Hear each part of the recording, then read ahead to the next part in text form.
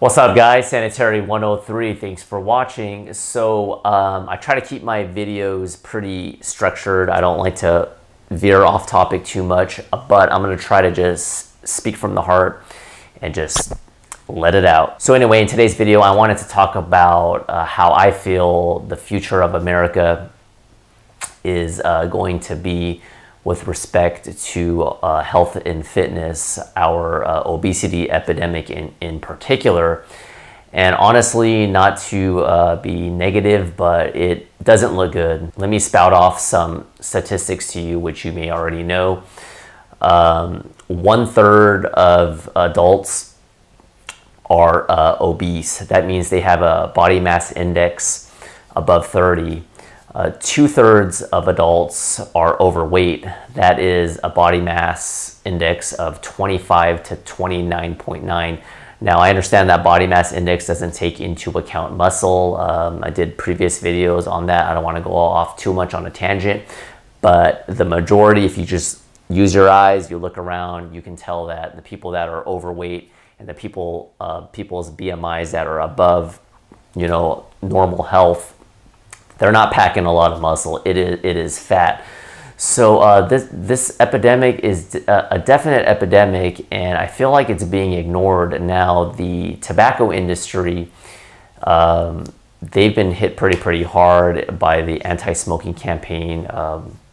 Back in the 60s, you would see commercials about cigarettes, how it was cool, and then they were just hammering away through the 70s, 80s, 90s. And now less and less people are smoking, which is great. But I feel like with the obesity epidemic, it's not really hitting home now. Not to get too much into politics, but I know Michelle Obama, the former First Lady, has tried to improve education and try to, make the obesity epidemic a little bit better, but it's going to take more than just cutting out sodas from junior highs and high schools. It's going to take more than just putting a soda tax. It comes down to education. There's just a lot of things that need to happen, and unfortunately, I don't know if we're heading in the right direction. Like I said, with the amount of people that are obese and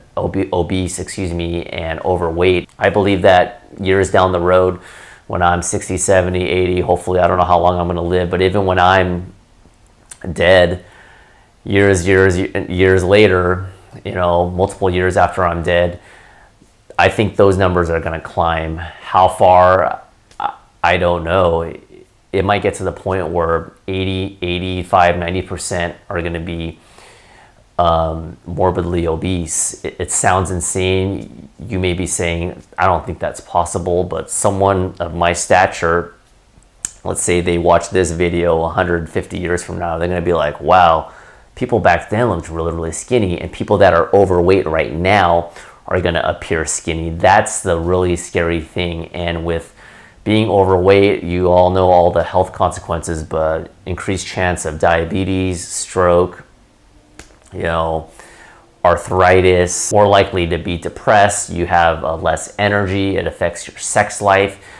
From a social standpoint, you guys already know people that are typically overweight are shunned upon in society. It's unfortunate that we are judging others based on our looks, but that's how it goes. Even from childhood, kids are mostly teased the most by not being nerdy, not by being too smart, but by being overweight. That's a big target. So what's my solution? I really don't know. That's why I'm doing this channel. I'm trying to make a small little imprint in this world to make people at least aware, or at least a little bit more aware. Now, I know everybody knows that there is an obesity epidemic, but hopefully with this video, at the very least, and with this channel, you can be a little bit more cognizant of your food choices. Now, I'm not saying everyone has to be a health nut, such as myself, or an enthusiast. We all have our different interests in life, but just make some small incremental changes. Just be a little bit more aware especially if you have children, because you are responsible for your children. If you raise them with bad eating habits, it's going to be really, really hard to break those habits. That's a big responsibility being a parent. But anyway, being just more aware of your diet and your exercise, just exercise a little bit more. If you need to take the stairs and it's one flight of stairs as opposed to the elevator, go ahead and make that small little change. If you're used to, drinking 2 or 3 sodas, I'm not saying just go cold turkey, but just cut down a little bit. When you're eating your food, just kind of slow down a little bit. Try enjoying your food. If you have company while you're eating dinner, enjoy that person's company. Don't rely solely, or don't make food the focus of your life. Keep yourself distracted. Find other things. Try not to use food as a crutch. As if you're an emotional eater, that can be really, really tough. And if you are an emotional eater, get that psychological help, whether seeing a psychotherapist, a psychologist, or even a close friend. Confide in someone. Get all those demons out of your skeletons out of the closet, so to speak, and it may make you feel better. Once you get your head right and your mind right, the diet and the exercise will follow through. So that's my time for this video. Hopefully I wasn't going all over the place on this video, but it's just really, really bothers me that our society is just getting really, really unhealthy, and it's just really hard, especially with all these fast food joints and just people just wanting to just consume and trying to just constantly feed their appetite, and it's really, really hard. I totally get that. You go down the grocery aisle, there's just junk food left and right. You are set up to fail, especially with all these fast food joints, and it's so easy to eat unhealthy. But just because you're set up to fail by these food industries, you're still responsible. You're still personally responsible for putting whatever food you decide into your mouth. No one's putting a gun to your head. There are socioeconomic circumstances. I'm not going to get too much into that because this video is getting too long. I understand that healthier food does typically cost more, but you can still work on portion control. Be a little bit more cognizant, a little bit more aware, educate yourself, get a little bit more exercise, make some small changes.